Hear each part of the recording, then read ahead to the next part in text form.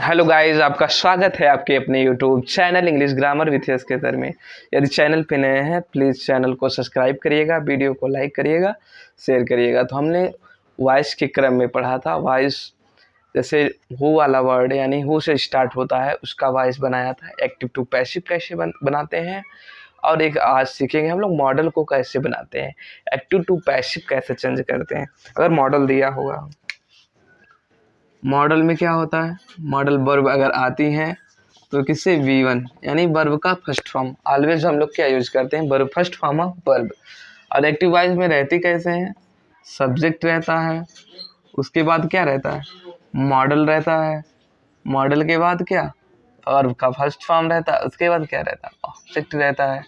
अगर हम लोग एक्टिव टू पैसिव करते हैं, अगर इसी को हम लोग पैसिव वॉइस बनाते हैं तो क्या होता है, सब्जेक्ट होता है, उसके बाद क्या, मॉडल होता है, उसके बाद बी होता है, उसके बाद वर्ब का थर्ड फॉर्म, उसके बाद क्या, ऑब्जेक्ट। एक्टिव टू पैसिव बनाते समय मॉडल वर्ब अगर आई हैं, वर्ब के फर्स्ट फॉर्म से स्टार्ट होती हैं, कैन, कुड, मे, माइट, ये सब होती हैं। वर्ब उसके साथ क्या रहता है, वर्ब का फर्स्ट फॉर्म। अगर सब्जेक्ट, उसके बाद model plus V1 plus object दिया गया किसमें, एक्टिव वॉइस में। एक्टिव टू पैसिव अगर हमें करना है तो subject plus model plus V, ध्यान रखिएगा, plus V plus third form of verb plus object. Object को क्या करना रहता है, सब्जेक्ट बनाना।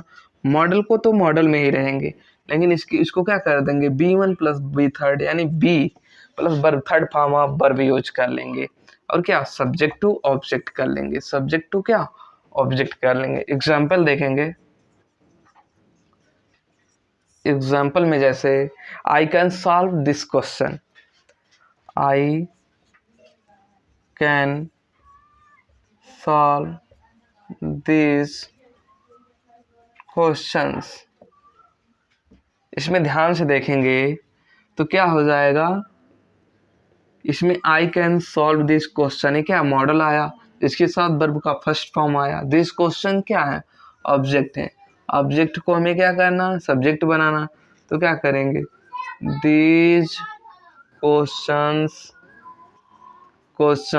कैन, इसके बाद क्या आ जाएगा, बी आ जाएगा। ये तो एक्टिव वॉइस से, एक्टिव वॉइस काम कर रहा है, इसके अकॉर्डिंग पैसिव बनाएंगे, कैन के बाद बी आ जाएगा। सॉल्व का वर्ब का थर्ड फॉर्म यानी सॉल्व्ड, उसके बाद क्या, इनके बाद आता है बाई, इनके बाद उसके बाद ऑब्जेक्ट।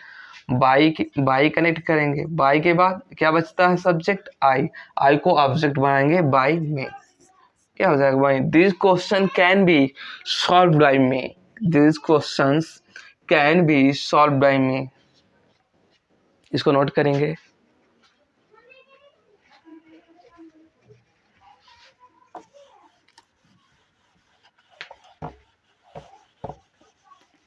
इसके बाद आएगा एग्जाम्पल और देख लेते हैं हम लोग। यू हैव टू, ये क्या एक्टिव वॉइस है, you have to order my, my क्या, यू हैव टू बी क्या, to be order, have to be obeyed, obeyed करना, to be obey my order, ओबे माई ऑर्डर। इसमें ध्यान से देखेंगे क्या, यू हैव टू क्या है, एक मॉडल वर्ब है, क्या है, इसके साथ V1 टू बी यानी हैव टू बी ओबे, ये क्या है, मॉड यानी वर्ब का फर्स्ट फॉर्म आया हुआ है। ये हैव टू बी नहीं, यहाँ भी नहीं होगा, you have to obey my order. तो क्या हो जाएगा, ये वर्ब का फर्स्ट फॉर्म है, किस में आ जाएगा, एक्टिव वॉइस में। एक्टिव वॉइस में दिया है you have to obey my order, my order क्या हो जाएंगे, ऑब्जेक्ट टू सब्जेक्ट, तो क्या कर देंगे, माई ऑर्डर, हैव टू तो रहेगा ही मॉडल, उसके बाद बी आ जाएगा वर्ब का थर्ड फॉर्म ओबेड, क्या हो जाएगा, ओबेड, ईडी लग जाएगा बाई, इसके बाद क्या, यू, बाई यू। सिंपल सा फंडा है, क्या जैसे उसमें करते थे वैसे सेम इसमें, लेकिन क्या मॉडल आती हैं, मॉडल अगर आ जाते हैं तो उनके बाद बी आ जाता है, बी के बाद वर्ब का थर्ड फॉर्म ऑफ वर्ब, क्या object to subject, subject to object, order के बाद हैव टू बी, क्या आ जाएगा बी। मॉडल अगर आती है कैन कुड मे माइट कुछ भी आता है तो बी, उसके बाद थर्ड फॉर्म ऑफ वर्ब। ये तो हो गया मॉडल वर्ब की कहानी। मॉडल वर्ब में कैसे हम एक्टिव टू पैसिव बनाते हैं। अब हम सीखेंगे डबल ऑब्जेक्ट्स। डबल ऑब्जेक्ट्स यानी एक सेंटेंस में अगर डबल ऑब्जेक्ट आया है तो हम लोग एक्टिव टू पैसिव कैसे बनाते हैं, इसको ध्यान से देखेंगे। डबल ऑब्जेक्ट जैसे Monica gave me a book, example में देखेंगे Monica gave me a book. इसमें ध्यान से देखेंगे Monica gave me a book, क्या दिया, एक किताब दिया मुझे। तो ए बुक क्या है, एक डायरेक्ट ऑब्जेक्ट है। क्या है, ए डायरेक्ट ऑब्जेक्ट है, यानी वर्ब का रिलेट जिससे हो रहा। क्या दिया, बुक्स दिया, उसी को क्या कहते हैं, डायरेक्ट ऑब्जेक्ट। इनडायरेक्ट ऑब्जेक्ट किसको कहते हैं, मी, यानी मुझे जो बच रहा है, यानी उसे डायरेक्टली वर्ब से कोई रिलेट नहीं है। मुझे दिया, लेकिन ये नहीं पता चल रहा है क्या दिया, मोनिका ने मुझे एक किताब दिया। सबसे ज़रूरी चीज़ तो ये है कि इनडायरेक्ट ऑब्जेक्ट है। तो ज़रूरी सबसे अच्छा ये होता है कि डायरेक्ट ऑब्जेक्ट को हम लोग क्या करें, सब्जेक्ट बनाएं। और ये ज़रूरी नहीं है कि हम लोग कि मी को भी ले सकते हैं, इनडायरेक्ट ऑब्जेक्ट को भी क्या कर सकते हैं, सब्जेक्ट बना सकते हैं। लेकिन अच्छा होता है कि डायरेक्ट ऑब्जेक्ट को सब्जेक्ट बनाए, लेकिन दोनों भी सही है। अब पैसिव अगर बनाते हैं, पैसिव वॉइस एक्टिव वॉइस है तो क्या हो जाएगा, ए बुक। एक इसमें ध्यान से देखेंगे gave second form of verb अगर है तो क्या पास्ट इंडेफिनिट है, तो जाएगा किसमें, पास्ट कंटिन्यूअस में, वाज या वर। ए बुक क्या हो जाएगा, वाज। गेव का क्या, वर्ब का थर्ड गिवन। उसके बाद क्या, मी ऑब्जेक्ट अदर वर्ड ये बच रहा है मी। बाई किसके, मोनिका। बाई क्या, मोनिका। क्या हो जाएगा, Monica gave me a book. इसमें क्या हो जाता है, एक डायरेक्ट ऑब्जेक्ट है, एक इनडायरेक्ट ऑब्जेक्ट है। तो क्या हो जाएगा, a book was given me by Monica. ये क्या हुआ, डायरेक्ट इनडायरेक्ट। क्या इसमें डायरेक्ट और इनडायरेक्ट ऑब्जेक्ट का इसमें समझना था फंडा, कैसे हम लोग एक्टिव टू पैसिव बनाते हैं। अब हम लोग देख रहे हैं किसका, इम्परेटिव सेंटेंस का। इसके बाद एक्टिव टू पैसिव खत्म हो जाएगा। क्या देखेंगे, इम्परेटिव सेंटेंस। इम्परेटिव सेंटेंस इसमें क्या होता है, V1 से स्टार्ट होता है। सेंटेंस किससे स्टार्ट होता है, V1 से स्टार्ट होगा। इसमें क्या रहेगा, ऑर्डर रहेगा, रिक्वेस्ट रहेगा, और क्या, कमांड रहेगा। कमांड के साथ क्या रहेगा, सजेशन एडवाइस। क्या रहेगा, सजेशन एडवाइस रहेगा, और क्या, प्रपोजल रहेगा। क्या रहेगा, V1 से तो स्टार्ट रहेगा। इंपरेटिव सेंटेंस किससे, V1 से स्टार्ट रहेगा। Order, request, command, suggestion, advice, और क्या, प्रपोजल रहेगा। ये तो हो गया किसका, इंपरेटिव सेंटेंस में ऐसे स्टार्ट। इसके पहचानने के लिए कैसे हम लोग आइडेंटिफाई करेंगे। अब इंपरेटिव सेंटेंस में एक लेट वाला होता है। क्या होता है, लेट से जो शुरू होता है। एक कैसा होता है, लेट से।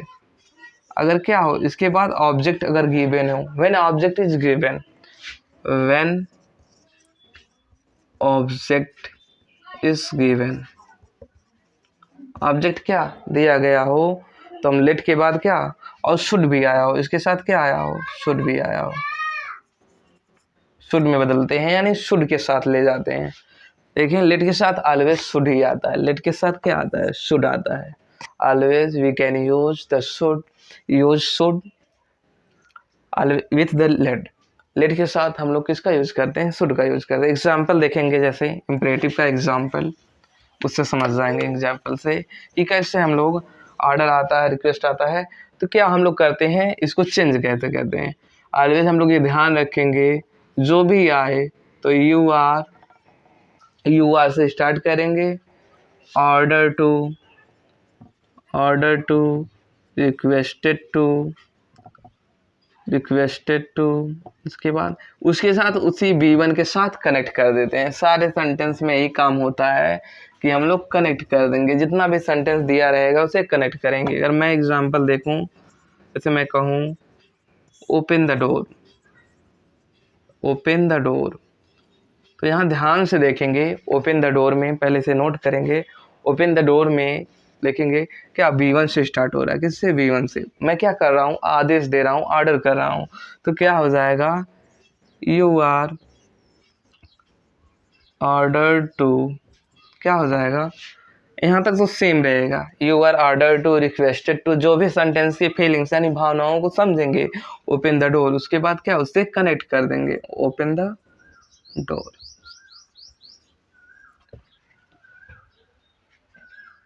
उसके बाद let the door be opened, ऐसे भी बना सकते हैं। Let the door be open, let the door be open, the door should be open, ऐसे भी बना सकते हैं ओपन द डोर का। जैसे मैं कह दूं please give me a glass of water, glass of water. इसमें क्या हो रहा है? रिक्वेस्ट किया जा रहा है। तो क्या करेंगे? You are requested to bring a glass of water, bring a glass of water। Simple सा है। Please give me a glass of water, इसे चेंज करेंगे। You are requested to bring a glass of water. बस ये simple था, फंडा था। हम लोगों ने इंपरेटिव सेंटेंस को सीखा। उसको कनेक्ट किससे करना है? सिंपल, जो सेंटेंस B1 से स्टार्ट हो रहा है, B1 से जो सेंटेंस स्टार्ट हो रहा है उसी सेंटेंस को ऐड कर देना उसमें।